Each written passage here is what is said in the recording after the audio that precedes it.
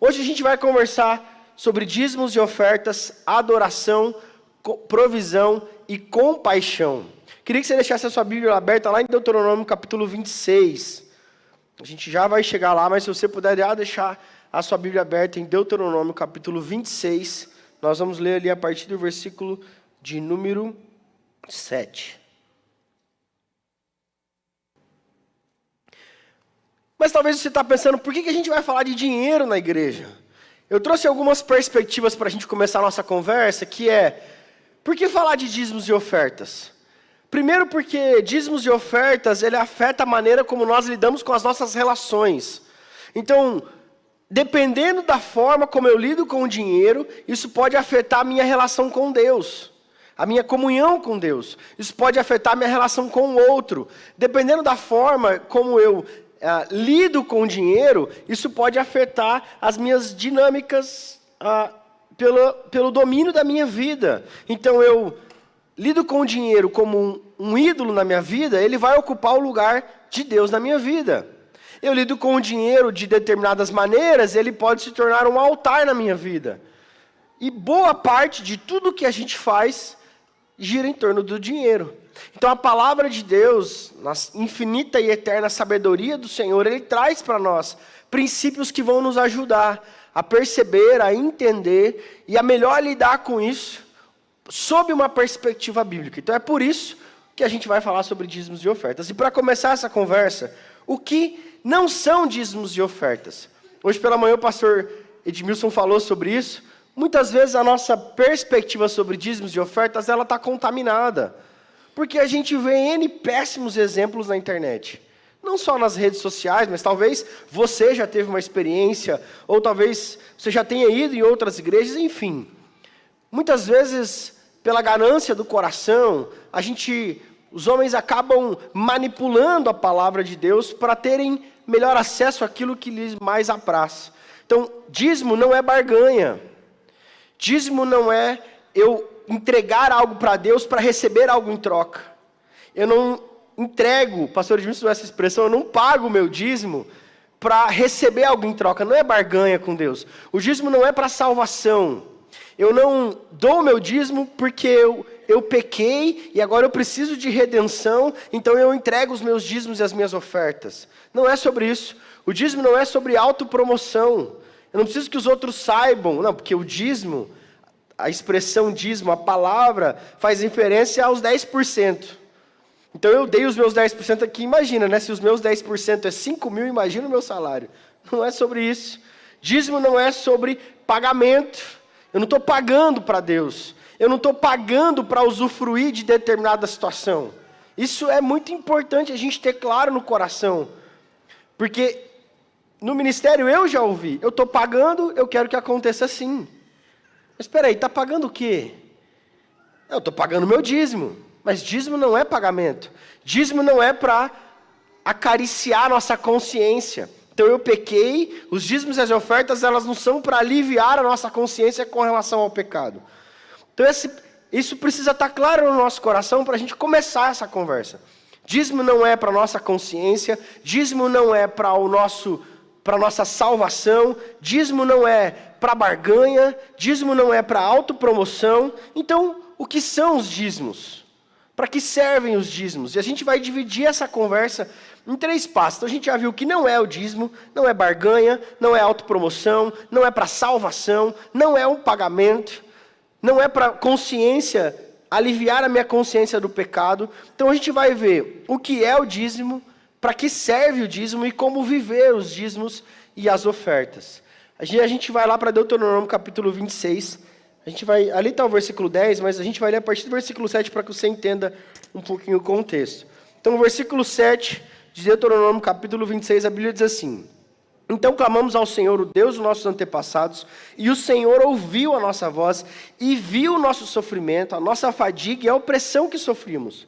Por isso, o Senhor nos tirou do Egito com a mão poderosa e braço forte, e com feitos temíveis e com sinais e maravilhas. Ele nos trouxe a este lugar e nos deu essa terra onde há leite e mel com fartura. Versículo 10. E agora trago os primeiros frutos do solo que tu, ó Senhor, me destes. Ponham a cesta perante o Senhor, o seu Deus, e curvem-se perante ele. Vamos ao versículo 11. Vocês, os levitas e os estrangeiros que estiverem no meio de vocês, se alegrarão com todas as coisas boas que o Senhor, o seu Deus, dá a vocês e às suas famílias. O dízimo, ele é uma entrega. Então, para que servem os dízimos? Ou, o que é o dízimo? Ele é uma entrega. Os dízimos e as ofertas são uma entrega de consagração ao Senhor. Eu entrego ao Senhor, eu devolvo ao Senhor. O texto é claro, tudo pertence ao Senhor. E nós levamos diante do Senhor, com um coração grato. Então, a adoração é a primeira qualidade, ou a primeira perspectiva do que para que serve. Se você olhar para a sua Bíblia, no versículo de número 10, ele vai dizer o seguinte: agora trago os primeiros frutos dos solos que tu, ó Senhor, me deste. Ponho a cesta perante o Senhor, o seu Deus. Então, colocar a cesta diante do Senhor, curvar-se diante do Senhor é sinal de adoração. Quando eu entrego o meu dízimo ao Senhor, eu estou adorando a Deus. Quando eu entrego a minha oferta, a gente está fazendo uma campanha para o terreno, nós estamos fazendo uma campanha para X situação, nós estamos ofertando, que é diferente do dízimo, mas ambos são adoração, ambos são consagração. Eu faço isso com um coração derramado diante do Senhor. A gente vai para Coríntios depois e vai passar pelos textos do apóstolo Paulo, mas ele vai dizer lá em Coríntios capítulo 9, que eu não faço com pesar ou por obrigação. A adoração não é feita com pesar ou obrigação. A adoração é feita com gratidão. A adoração é feita de forma voluntária. Porque caso contrário, nós nos tornaremos idólatras do dízimo. Isso é muito perigoso. Porque eu dou regularmente o meu dízimo, eu não falho, e eu me orgulho disso, e eu conto vantagem com isso. Então, na verdade, o meu Deus é o dízimo, não é mais o Deus do dízimo. Por isso que a adoração é a entrega, é devolver ao Senhor com um coração grato. Então, quando a gente olha para esse texto, essa postura de trazer ao Senhor, aqui nesse contexto, os dízimos eram alimentos. Então eles traziam em cestas, era fruto da colheita. Então tinha as safras, tinha as colheitas, eles juntavam os primeiros frutos, a 10ª parte, e traziam ao Senhor. E por isso a segunda característica é provisão. Se você olhar para o seu texto, no versículo de número 11, você e os levitas. Os levitas era a tribo, a família que era responsável pela manutenção do templo. E sendo responsáveis pela manutenção do templo e o templo em si, eles passavam a vida em função desse serviço. E eles precisavam de sustento. Então os dízimos eram provisão. Quando a gente olha para o texto no final, você e essa palavrinha ali, levitas, traz isso para nós. Traz provisão. O dízimo e as ofertas, elas são adoração e elas são provisão. Para tudo isso que acontece aqui. Para as obras que a gente sustenta como igreja. Hoje de manhã, o pastor Leandro compartilhando conosco sobre o projeto que nós temos dentro da ABC, o projeto Educa, as crianças estavam cantando aqui. Esse projeto é sustentado pelos nossos dízimos e as nossas ofertas.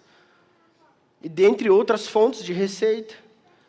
E outros projetos que nós sustentamos. Então os dízimos e as ofertas, eles são provisão. Eles são adoração e são provisão. Tem uma citação aqui do John MacArthur que é: os dízimos não eram primariamente ofertas a Deus, mas taxas para suprir o orçamento nacional em Israel. O dízimo era usado para colocar a nação em funcionamento, provisão.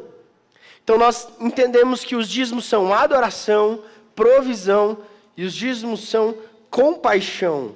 Se você puder olhar para o texto de novo, no versículo 11, ele vai dizer: você e os levitas e os estrangeiros que estiverem no meio de vocês se alegrarão com todas as coisas boas que o Senhor, seu Deus, dá a vocês e às suas famílias. É compaixão porque o dízimo abençoava os estrangeiros, quem não era do povo de Deus ou do povo de Israel ali.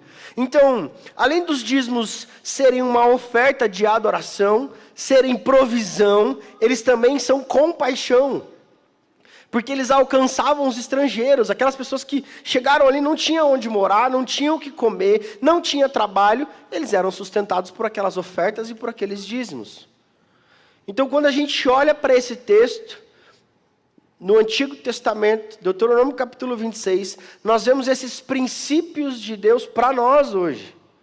Mas aí a gente pode pensar assim, os dízimos e as ofertas, então, quando a gente vem para o nosso tempo, eles são obrigatórios? Já ouvi essa pergunta de alguns jovens, mas eu preciso dar o dízimo? Ele é obrigatório ou não? Então a gente tem duas perspectivas, e agora eu quero que você vá lá comigo para Hebreus. Se você puder abrir a sua Bíblia lá em Hebreus capítulo 9. Hebreus capítulo 9. A gente vai fazer como a gente faz lá nos adolescentes. Quem achou, diz achei. Vamos lá, Hebreus capítulo 9. Quem achou, diz achei. Quem não achou, fala, espera um pouco. Aí, quem não trouxe Bíblia, a gente faz mais uma lá. Que é, quem não trouxe Bíblia, fala, misericórdia de mim, Senhor Jesus, sou um pecador. Mas não precisa dizer. Hebreus capítulo 9. Nós vamos ver sobre a antiga e a primeira aliança e a segunda. O texto vai dizer o seguinte, ora, a primeira aliança tinha regras para a adoração e também para o tabernáculo terreno. Então, havia uma antiga aliança. Em Jesus, com a morte e a ressurreição de Jesus, há uma nova aliança. Há um novo momento instituído na história com a morte e a ressurreição de Jesus. Se a gente olhar para a antiga aliança, a resposta é sim, os dízimos são obrigatórios.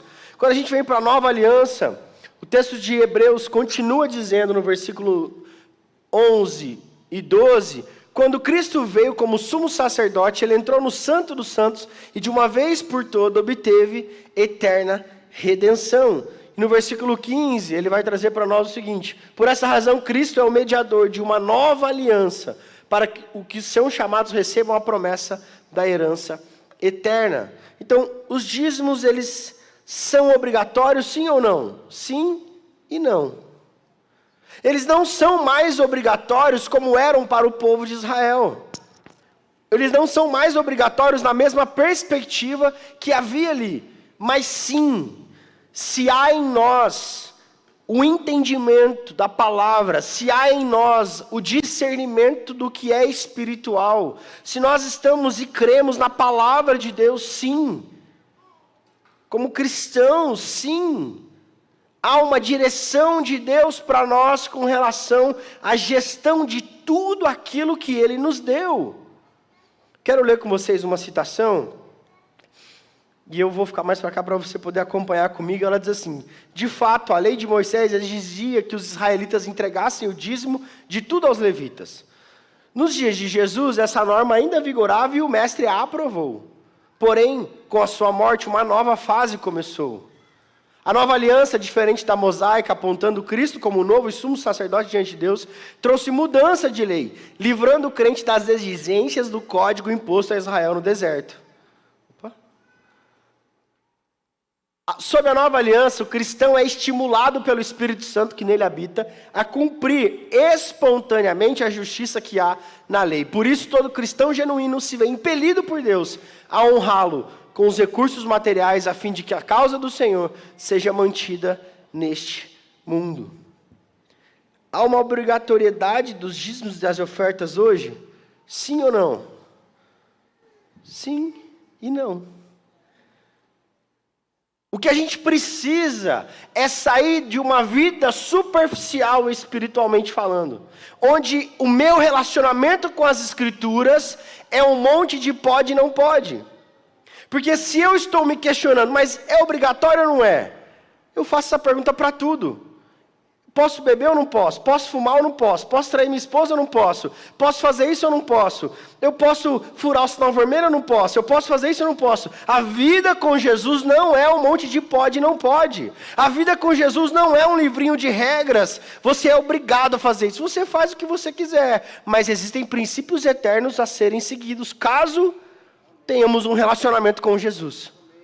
Então, os dízimos são obrigatórios? Sim e não. Não é obrigatório.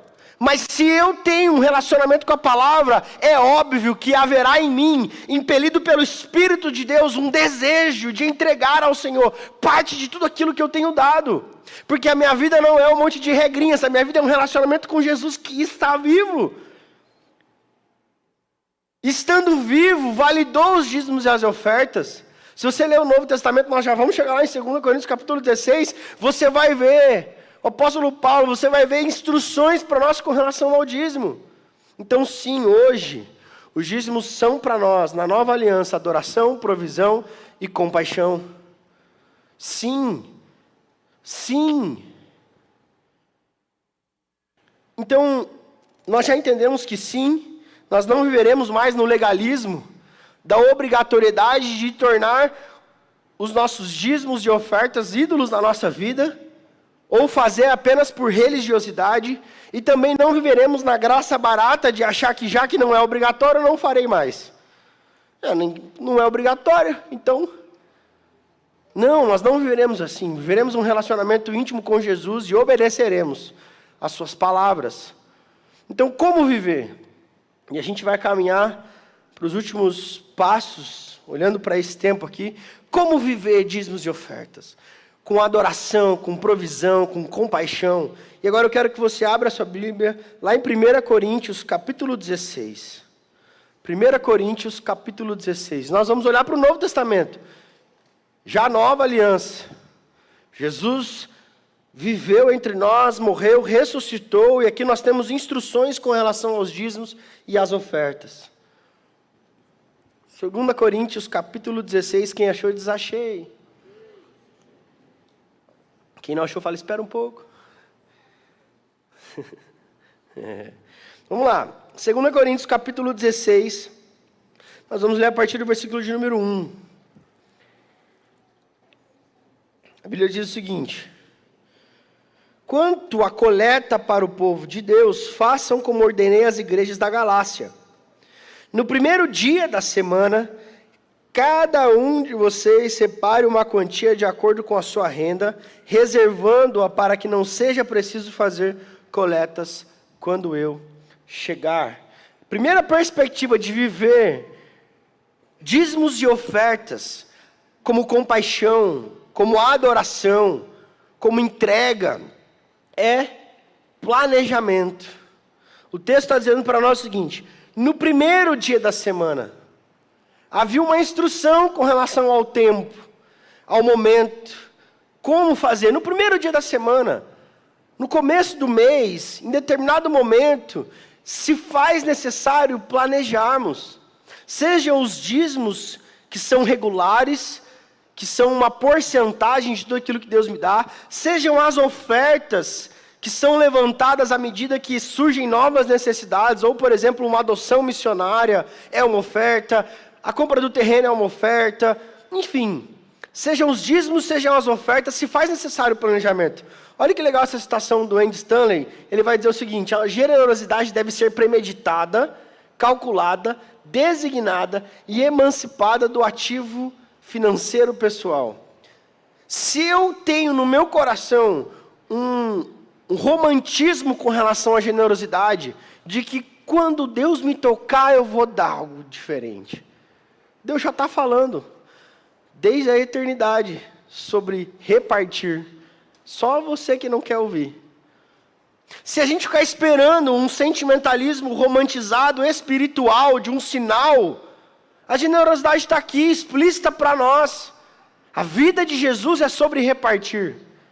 É sobre generosidade. Então, é sobre uma organização. Se faz necessário um planejamento. Então, a minha generosidade precisa ser planejada.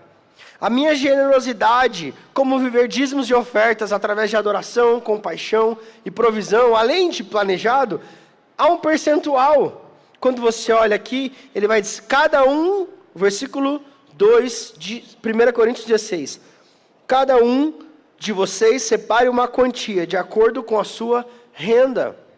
Há um planejamento, há um percentual para cada um dentro de cada realidade. E é tão interessante isso. Por exemplo, a Giovana, minha esposa, ela é psicóloga. E durante 10 anos ela trabalhou em RH, então ela tinha o salário fixo dela, enfim. Depois de 10 anos, ela decidiu ir para a clínica e começou a atender. E ela foi trabalhar em uma clínica e tal. E aí também tinha os pacientes, enfim. Depois ela decidiu trabalhar de forma autônoma. Foi uma bagunça para a nossa vida financeira, porque ela nunca tinha sido autônoma. Então ela recebia de um paciente aqui, 15 dias depois de outro, 20 dias depois de outro. No primeiro mês a gente passou o mês, passou 2. Caramba, a gente não entregou seu dízimo. Porque a gente não tinha se planejado para essa rotina diferente. Então a gente teve que sentar como família, olhar para o nosso orçamento e falar, tá, então a gente vai guardando o seu dinheiro e vamos dar o dízimo depois. A gente foi testando a melhor forma, mas se faz necessário um planejamento dentro do percentual da nossa família. Então são 10%, é mais. Se a gente olhar para a antiga aliança, o dízimo era muito mais de 10%, porque eles traziam dos primeiros frutos, depois traziam mais, depois tinha as festas que eles traziam. Então os 10% é um mínimo de direção para nós. Essa porcentagem, esse percentual é um mínimo para nós. E se faz necessário um planejamento. Então eu faço com planejamento, eu faço com um percentual, e 2 Coríntios capítulo 9, ele vai trazer para nós que se faz necessário fazer com prazer.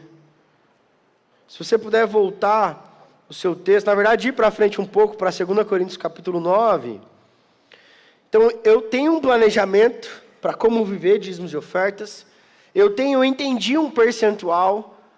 Eu entendi que isso é para adoração, que faz parte da minha relação com Jesus, de intimidade, e eu faço com alegria. 2 Coríntios capítulo 9, versículo 7, ele vai dizer o seguinte: cada um dê conforme determinou em seu coração, não com pesar ou por obrigação, pois Deus ama quem dá com alegria. E Deus é poderoso para fazer que lhe seja acrescentada toda a graça, para que em todas as coisas, em todo o tempo, tendo tudo o que é necessário, vocês transbordem toda boa obra. Então, entregar ao Senhor os meus dízimos e as minhas ofertas, eu faço com prazer. O Tim Keller vai dizer o seguinte: deveríamos considerar o dízimo como o padrão mínimo de contribuir e buscar além do dízimo. É um privilégio investir no reino de Deus. Devemos sempre investir o quanto podemos. Em suma, o dízimo não é uma regra, mas uma direção. É uma direção de Deus para nós. Se é uma direção de Deus para nós, e eu tenho um relacionamento com Jesus, eu tenho um relacionamento com a palavra, por que eu vou idolatrar os recursos que Deus me deu? Por que eu vou idolatrar a empresa que foi Deus quem me deu? Por que eu vou idolatrar os talentos que foi Deus quem me deu e colocá-los acima de quem Deus é? É loucura. Eu estou dizendo para mim mesmo e estou me sabotando quando eu coloco os recursos que Deus me deu acima de quem Deus é. O único caminho possível para esse comportamento é se afastar de quem Deus é e dos caminhos de Deus para as nossas famílias.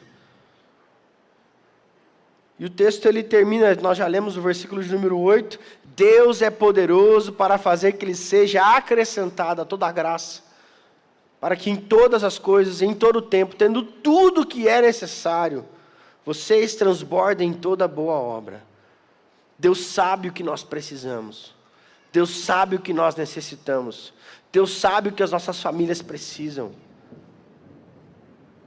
Então, qual é a postura do nosso coração diante dos dízimos e das ofertas?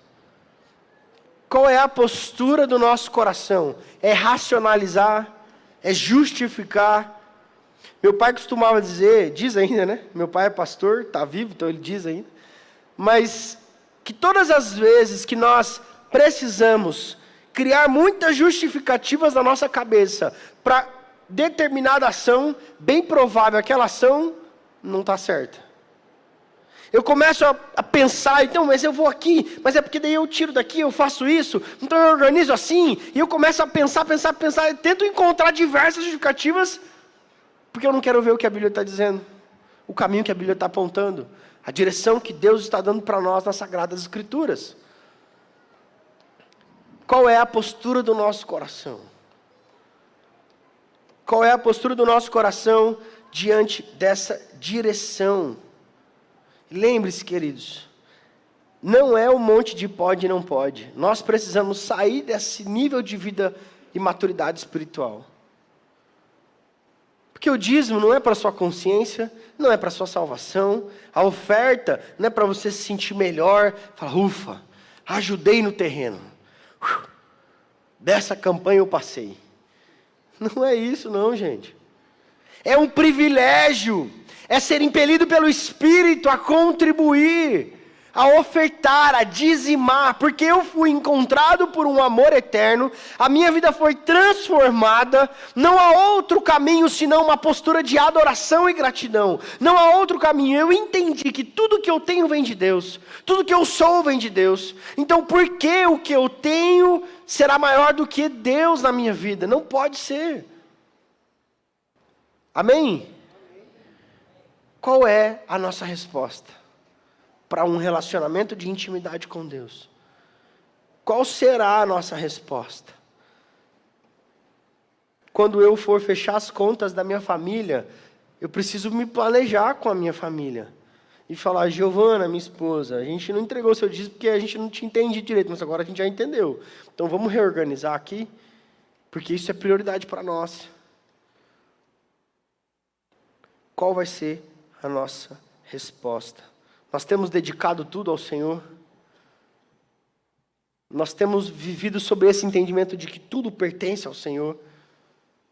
Tudo está nas mãos de Deus? Nós temos vivido a partir e praticado, reconhecendo a adoração a Deus, através das entregas dos nossos dízimos e ofertas?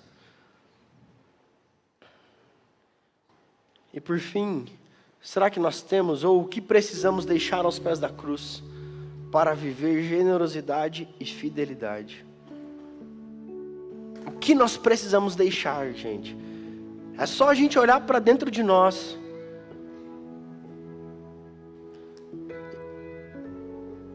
Esses dias eu estava conversando com a Giovana sobre idolatria do coração, e a gente tentando fazer um exercício de identificar idolatrias do nosso coração.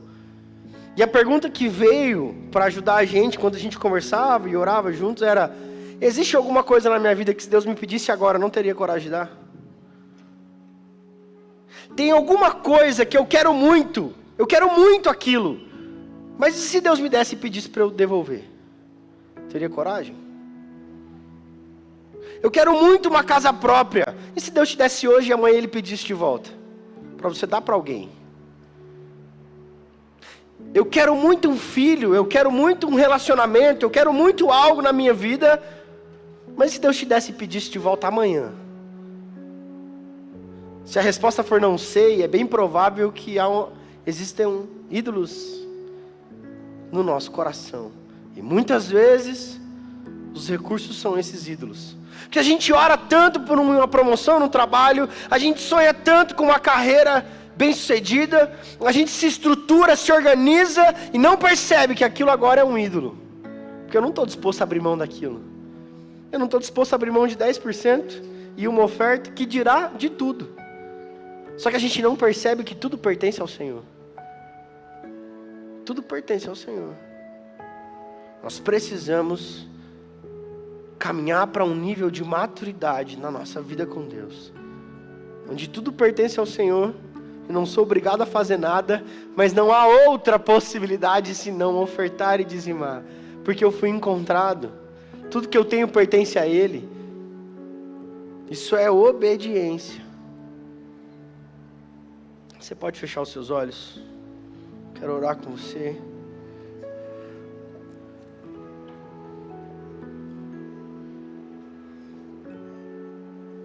Talvez enquanto você ouvir essa mensagem, você pensou, mas eu não tenho um relacionamento com Jesus e eu vivi a minha vida até aqui uma vida de regras.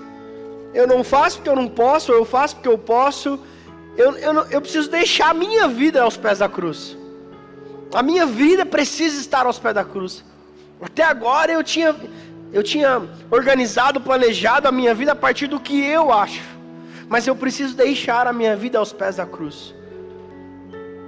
Se você quer dar um primeiro passo para um relacionamento com Jesus, eu queria que você levantasse uma de suas mãos. Eu quero orar por você. Amém, já vi aqui no meio. Amém, já vi aqui à esquerda. Amém. Amém. Se você precisa hoje dar um primeiro passo e deixar a sua vida aos pés da cruz, levante uma das suas mãos. Amém. Nós vamos orar juntos. Vamos dividir esse tempo em 2 momentos. Eu quero pedir que a igreja se coloque de pé.